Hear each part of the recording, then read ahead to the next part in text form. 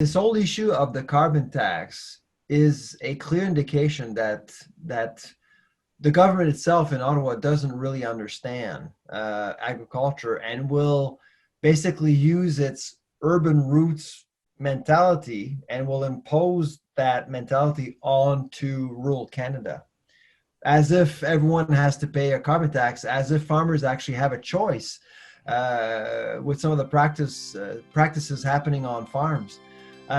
It's a bit insulting, to be honest, I think.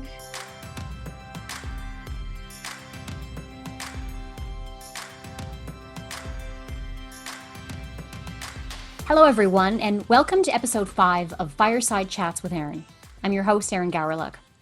As Executive Director of the Grain Growers of Canada, I started this podcast to serve as a forum for real conversations with industry influencers and policymakers. Today's conversation is about the very real impact that COVID-19 is having on our sector and how the pandemic will shape government policy and programming into the future. And who better to have on today's show to cover this topic than Dr. Sylvain Charlebois. Known as the food professor, Dr. Charlebois is Dean of the Faculty of Management at Dalhousie University in Halifax and a professor in food distribution policy in the Faculty of Agriculture. His current research interest lies in the broad area of food distribution, security, and safety. Sylvain, thank you for stopping by for a fireside chat. My pleasure, Erin. You said recently that Ottawa should be lauded for helping many desperate sectors of our economy. But given how urban-centric the government currently is in Ottawa, agriculture has been somewhat forgotten. Farmers need help, you said, and they need it fast, or else Canada could lose up to 15% of its farms by the end of this year. How did you arrive at 15%, and of that amount, are there any commodities or specific sectors that you think are particularly vulnerable? Well, so obviously, sectors that are severely affected by cycles typically are affected by economic downturns. I remember during my days in Saskatchewan, I actually went through BSc myself and did some studies on BSc. COVID reminded me of that a little bit, and you may recall, Erin, that we did lose quite a few ranchers as a result of BSc. The number is, I would say, more symbolic than anything. We do lose farms every year. I think everyone knows that, but it's not 15%. I actually do believe that a lot of farmers will feel financial pressures, real financial pressures, as a result of some of the issues that we've seen in processing, particularly. So livestock to me would be a definite sector that will be severely affected, whether it's with beef, cattle, hogs. Obviously, with supply management, our feather friends won't feel the same burden, but still, we may actually see quite a few livestock producers being affected by COVID, unfortunately. On the grain side, less so, to be honest, or of course, farm gate prices are being affected by COVID, obviously. But grain growers are resilient, and it's funny because I saw some pictures of farmers in the spring just doing what they do best, and it just seems like there was no COVID going around, and it really felt good. I think a lot of people really enjoyed seeing that. It was a symbol of resilience, and it often comes from the prairies, from grain growers, and so it was nice to see. But I do believe that that the bulk of farmers that are likely to disappear, to exit, would be in livestock. Thanks, Sylvain. And I echo your comments. I know for many of our members, it did feel very good to get out in the field again, especially after last year's harvest, which we often refer to as the harvest from hell. Many of them had some additional cleanup to do from last year's harvest before they could get a new crop in the ground. But nonetheless, it's underway now, and we're hoping for better results this year than last year. Mm-hmm. You wrote recently in the Toronto Sun that we're all in for a wild ride at the grocery store. and suggested that we could expect to see about a 2 to 3% increase in the price of our groceries this year, which could ultimately represent a 30% increase in the amount of income that we spend on food. First off, where can we expect to see some of the biggest increases? So actually, pre-COVID, we were expecting the food inflation rate to reach 4%. So which is a little bit high. However, what we didn't expect was to see a very low general inflation rate. It's right now it's at minus 0.2. So the 4% may seem more like a 12% for consumers, and that's going to be a real problem. This year is going to be a year of plus 4%, but in 2021, 2022, we may see the same thing. So that's what I'm referring to when I talk about the wild ride, is that we're likely going to see a few years that are going to be challenging for consumers, especially consumers with less means, or consumers that have lost their jobs, unfortunately.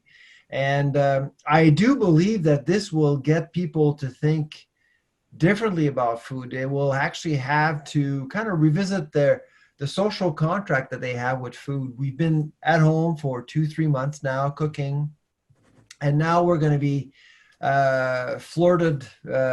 Restaurateurs will be flirting with us to get us back out again, and I think a lot of people will need that and will want to actually interact with other people on a patio, having a nice meal, or just a coffee at a coffee shop. I think the economy needs it. I think we all need it. But I think over the last few months, we've reflected on our relationship with food. We've become our own processor. The more we process our own food at home in our kitchen, the more we save. And that has created a benchmark for most households in Canada. So once we leave the COVID era, once COVID is behind us, we will be spending more money on food. How much more? Nobody knows for sure. But I can tell you that really COVID, because of the length of time it took, it really has created a new point, a mental point of reference for consumers and how they spend their money on food. And that's going to actually be quite transformational for the entire food system, including for grain growers. I mean, if you actually go up the food chain, even at farm gate, it's going to change. Those decisions are going to be are going to affect the entire food system. It's interesting you talk about return to restaurants. We were out, my family and I, cycling this weekend, and How we were went you? by a popular restaurant. We were maintaining our social distance from anyone outside of our family, but we were cycling, and I couldn't believe the lineups at some of the restaurant patios. I think that there is really, to your point, an itch for people to get out and be out amongst people again and to be served food as But opposed to where I just sitting. live, restaurants are opening today. Yes, that's right. So yeah, Yes, so on I the Quebec promised my side. wife to go out today. So we'll see what happens. Yes, well, you could be faced with some lineups. I was surprised to see that, and I like this term that you've raised, and we're going to dig into that in a few minutes now when we talk a little bit about how what's happening now shapes the Canadian conversation around food. And I want to revisit this term that you've used, social contract. I find that interesting, our social contract with food. But one more question on this point specifically, Sylvain. For those that don't understand how our complex food system works, can you explain why that even with the food prices increasing, this doesn't mean more money in the pockets of Canadian farmers? Oh my goodness, no. No, that is probably one of the most significant myths out there.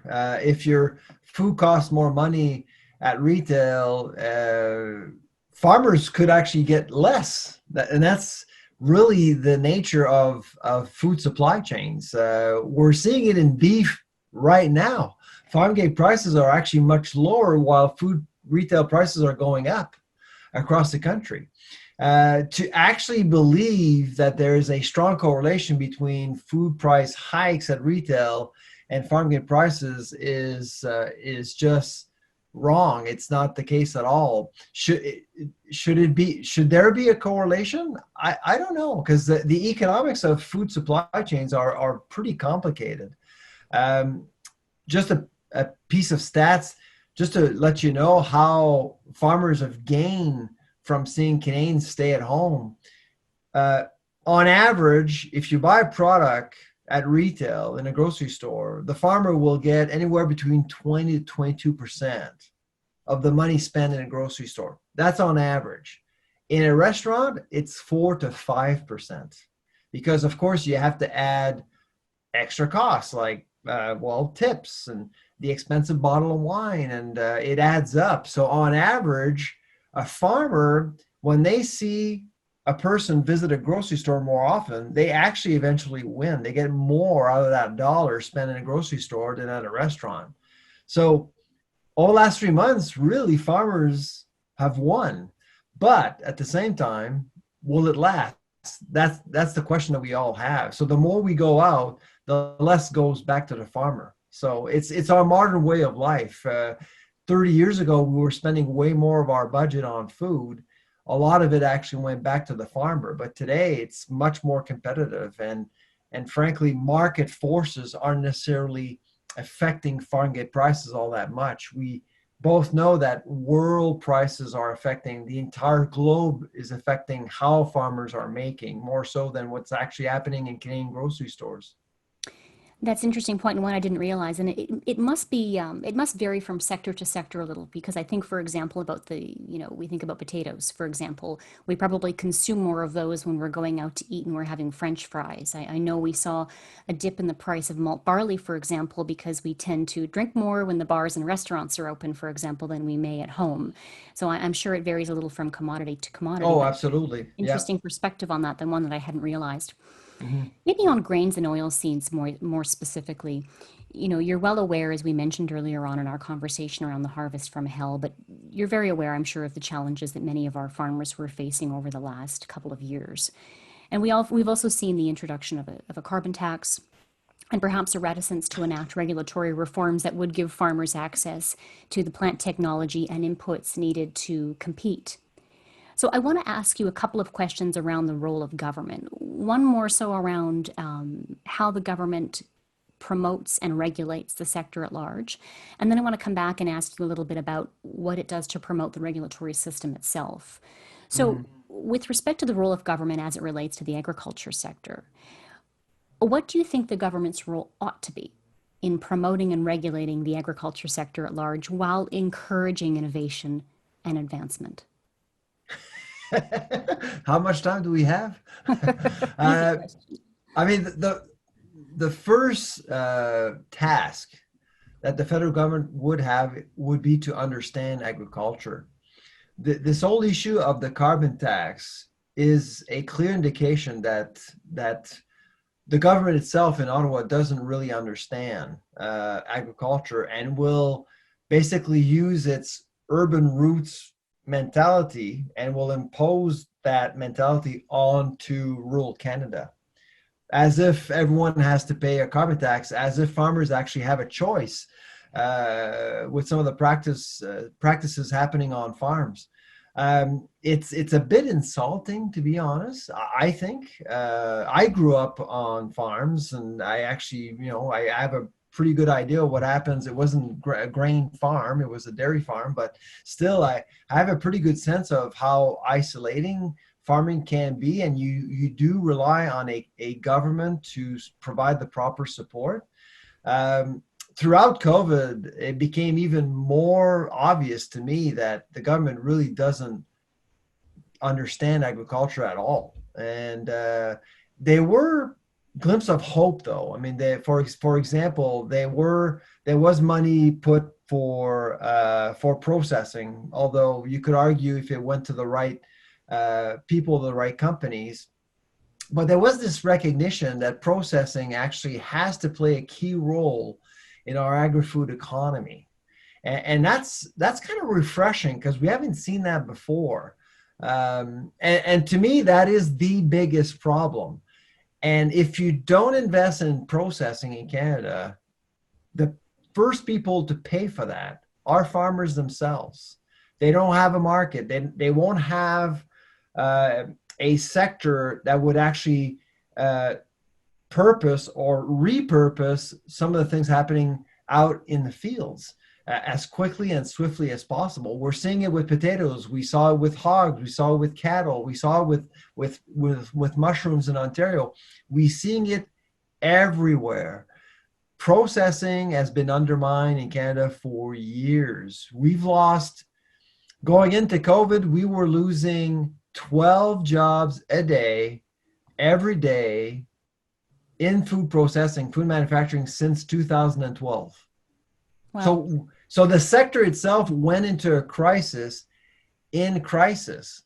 That's why the protein industry cluster, super cluster, out of Regina to support the prairies, to me is a model that really makes sense because it really looks at the entire value chain, not just farm gate. It's not just about let's grow something and figure out a market for it.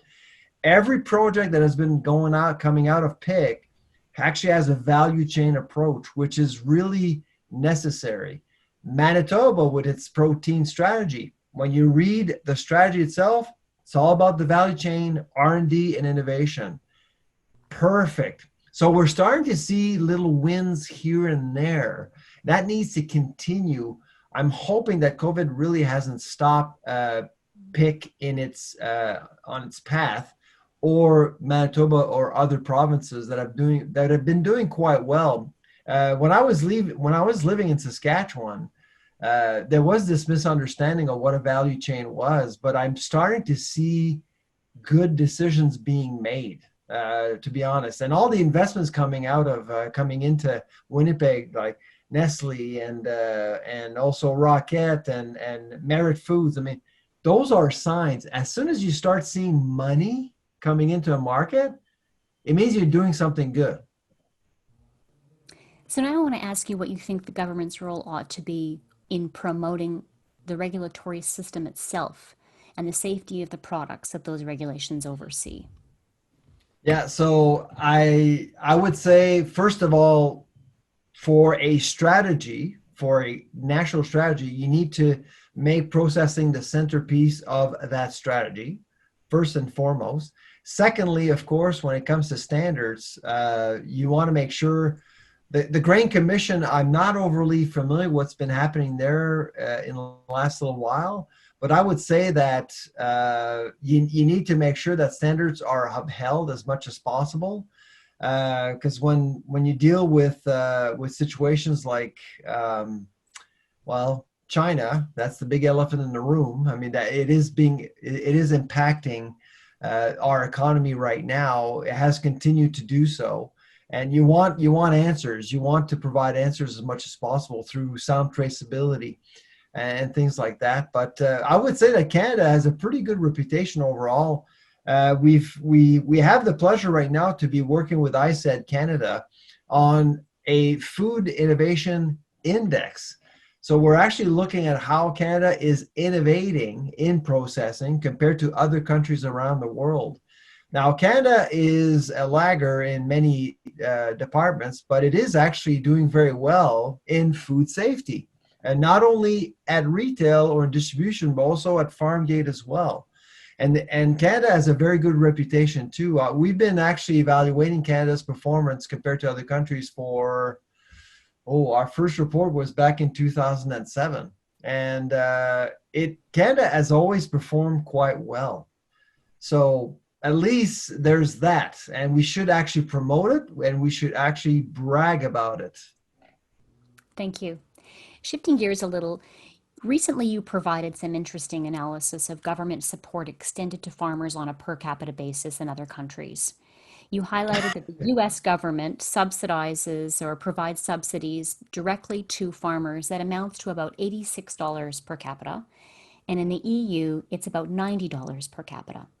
Here in Canada, by comparison, these subsidies amount to $6 per person. Yep. How do these differing levels, in your view, how do those differing levels of support affect Canadian farmers and more broadly the international agri markets in which we compete? This is, I just provided that metric to, of course, get people to talk about it in terms of how we support our farmers. Obviously, we didn't talk about supply management, and supply management is a separate debate, I guess, because it is a very highly protective regime.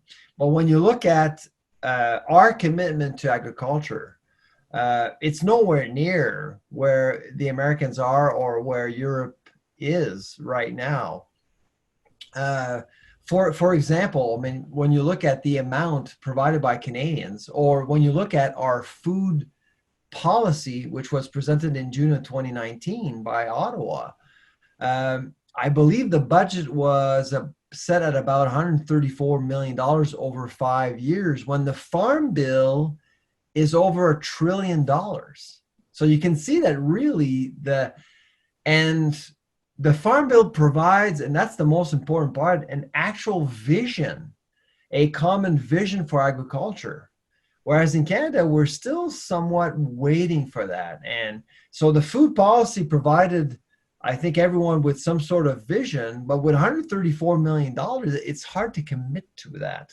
Hmm. And so up next, of course, is a strategy that we all need. I'm In order for that strategy to be worthwhile, we would need a strategy to be supported by a at least a $3 to $5 billion envelope each year. That would be a minimum, just to at least have a conversation around a common vision. And we will need to make some tough decisions down the road. Don't get me wrong. I think we can't really support everything and everyone, but I think as Canadians or as a country, because of all the resources we have and because of a very small population we have in the largest country in the world, we need to think strategically about broader markets, about markets beyond Canada. This rhetoric around self-sufficiency and buying local, it's great. I mean, it's great to buy local, but I think Canada should really think about feeding Canadians and while feeding the rest of the world at the same time. And that's how you're going to keep prices lower for Canadians, and you're going to generate more wealth for our economy. So let's unpack that a little, if you don't mind. We've seen a bit of a movement growing of late to buy Canadian and buy local. Are there any drawbacks to this push to buy local? And what does it mean, to your point, what does it mean for an export-oriented sector like our members? It's yeah, it's hard to argue against motherhood and apple pie. I mean, it's just buying local, and that's why politicians and industry leaders are encouraging Canadians to buy local, and that's fine, even though local will mean something different to everyone. I mean, if you're in Nova Scotia, I would argue that if it's Canadian, it's local. If you go to Quebec, it has to be not only from Quebec but from your own region. It gets complicated, but I think it's okay to encourage people to buy local. And throughout COVID, we've seen some provinces start new programs actually to encourage people to buy local. But we have to remind ourselves that most of the wealth we have in Canada is due to exports. We're a good export country, and we export good products. Even though I think we should think about more value added products way more than what we do now. But I actually do think that we have a lot to offer, even more so than now. And frankly, and I'm going back to my processing soapbox. Um, right now, we do buy quite a few products that actually have Canadian ingredients in them, and because we don't think about innovation. Beyond Meat, Beyond Meat should have been Canadian. I mean, when you actually think about what Canada can do, all of the wealth created by Beyond Meat should have been in Canada with all the inputs we have, the know-how we have, but we just didn't look at that opportunity, unfortunately, or we came in too late. And right now, I'm actually mentoring 3 startups doing the same thing as Beyond Meat 11 years later. In the wake of the pandemic, we've seen A couple of campaigns emerged to inform consumers how the food supply chain in this country functions. The Canadian Centre for Food Integrity introduced their campaign, It's Good Canada, and it's intended to share personal stories of Canadians working across the food supply chain and provide information about farming and transportation, processing, retail, and production. The Growing Strong campaign is meant to ask stakeholders, could we have done better? And is being run by the Canadian Agri-Food Policy Institute and the University of Guelph's Arrell Food Institute. What are your thoughts on these campaigns, and what more, in your view, do we need to be doing to make our supply chains more resilient? It's a good question. We've actually been doing a lot of studies on COVID at the lab in Nova Scotia. Um, it's hard. So obviously there's still, and I'm actually personally working with three different task force on COVID right now, and we meet every week, and so I have a sense of what's been happening. There's still some issues out there for sure. They are getting less attention, but there's still some issues out there. I actually do think that the one thing that needs to be recognized as a result of COVID again is our understanding of supply chain management in particular, from farm to fork. A lot of people just don't understand how it works. I remember 13 weeks ago when people were just panicking, and I said, and you can go back 13 weeks ago and listen to some of my interviews. I absolutely was never concerned about food shortages at all, and frankly, I actually felt that it was important for a lot of Canadians to go through that process of panic because they just needed to do something to feel in control. And so I think we went through a phase that was unprecedented, and it was hard to explain. Could we have done things differently? Maybe. My sense, I mean, if you look at the economics of the entire supply chain, my hope would be to actually get people to earn more money from the grocery clerks up to the farmer. We need that chain needs more money, and because of what consumers want, which is affordable foods, everything else has to be exposed to tremendous pressures, lots of competition, and there's nothing wrong about competition, but this hero pay debate, and a lot of grocers are ending hero pay programs right now. People are earning $13, $14 an hour, working 8, 10, 12 hours a day, exposed to this virus. And that is not what farmers are doing. Farmers have been physically distancing for centuries, really. But when you think of grocery stores and how much they earn, and the risk they're exposed to, I think it was celebrated at the beginning 12 weeks ago, but I never heard a consumer say, this is great, it's a great decision to pay people more, and we're willing to pay for that. That last part, I didn't hear at all, ever. And I'm not hearing people saying, I love farmers and I'm willing to pay for what they do. The love farmers part, I hear it all the time. I want to pay for what farmers are doing. I never hear it. That needs to change. Absolutely.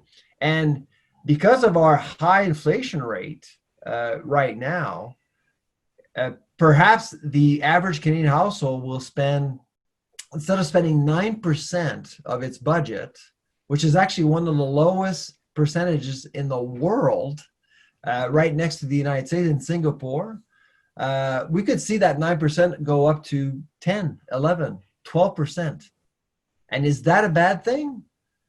I don't know. I actually do think it could be a good thing for consumers and for the entire supply chain, because that rapport will change. I will value food, therefore I recognize the work that people are doing within the food supply chain.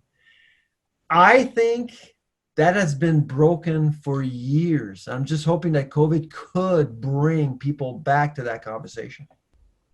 Okay, let's talk about that conversation and that rapport.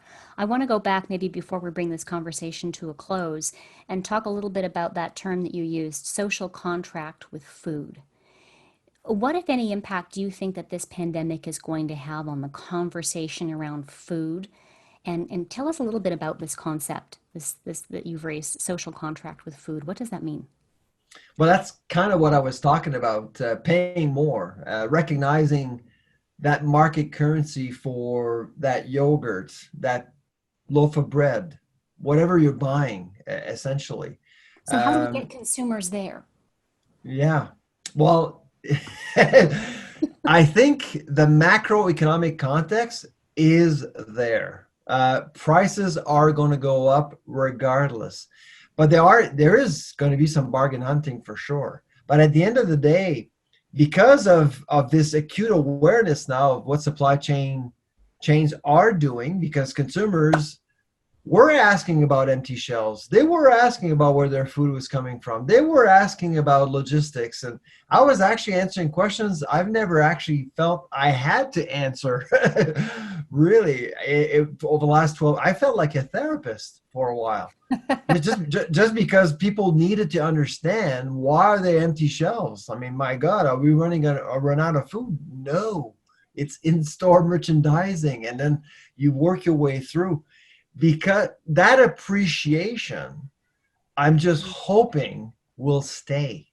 And if it stays, then I think people will recognize the work being done in the food supply chain. And over time, and I'm talking about collusion here, but I'm talking about, well, charging more. You want to pay for this? You're going to have to pay for this. We're doing some research on packaging, plastics. Before COVID, enemy number one. COVID came along, nobody talks about plastics anymore, but it's going to come back. And guess what? If you want a compostable package, you're going to have to pay for it. If you want to save the planet, don't expect farmers or processors or anybody else to pay for that. At the end of the day, consumers should have this renewed social contract with the food industry in order to recognize some of the things that need to change. Because right now, I personally think, and consumers don't see it, but they actually put the entire food industry, including farmers, in an unfair position of reinvesting without getting an ROI back. There's no ROI. It's just about costs. And maybe finally, it's often said that this pandemic is going to shape our future. In what ways do you think it is going to influence food or agriculture policy in Canada? It is. I'm not sure if it's going. I'm still skeptic. I'm still a skeptic. I'm hoping it will change, but I'm just not sure. It depends how we embrace this crisis that we're going through right now. It is a global pandemic. Everyone's lives have been affected by this. But we're humans, and we tend to forget. Unfortunately, just an example. I mean, there were a lot of discussion around processing when we saw the problem with High River and also with Brooks, both plants I visited myself years ago. Well, guess what happened 17 years prior to COVID? BSE. And we were talking about the same things, and barely anything changed. We saw perhaps two abattoirs start as a result. One closed in Indian Head, Saskatchewan, Natural Valley Farms. We don't learn from our mistakes. We don't necessarily embrace opportunities, but perhaps COVID was big enough, large enough, and long enough to actually have this impact that we all need in order to change the way we spend on food, the way that industry provides us with food. I do hope there'll be more innovation, more appetite, no pun, for innovation in Canada, because right now it's really missing. Well, thank you very much for this conversation today, Sylvain. I think it was very timely. I appreciate your insights. At the top of the show, I was saying as part of my introductory remarks, because of our inability right now to bring our farmer members from across the country to the nation's capital, this podcast we felt was kind of a creative way to keep the lines of communication open between our farmer members, policymakers, and industry influencers like yourself. I wanted to give your new show a bit of a plug. You started a podcast yourself, and I think you're only Yes. what 3 or 4 episodes in now to your own podcast. And I wanted to know a bit about what inspired you to start doing that, and to give our listeners a sense of what some of the issues you're talking about on your podcast. It's a good question. I do give uh, maybe 30, 40 media interviews a week. In fact, with COVID, it was up to 60, 70 a week at the beginning. It was just crazy. So, and I write op-eds every single week for different dailies, both in French and English. I've been doing that for about 20 years, reached an audience in doing so. But I felt with a podcast, you reach a different audience, or maybe the same people at a different level. Perhaps on their own time, which is actually kind of a bit of a luxury. I mean, you can basically listen to some of the comments I make, or Michael, my co-host, he's actually quite knowledgeable as well. We're gonna have guests as well, people in industry, farmers. We'll have in a few weeks we'll actually have a farmer joining us to basically look at broad issues and the podcast, which is called The Food Professor, is really about food in general, from farm gate to play, but it's also about the future of food. Where are we going? And everyone has a say, from farmers to processors to distributors, and they'll have a different perspective, which is great. We need different perspectives. And but we also need a conversation about what we need to do here. And so that was the intent of our podcast.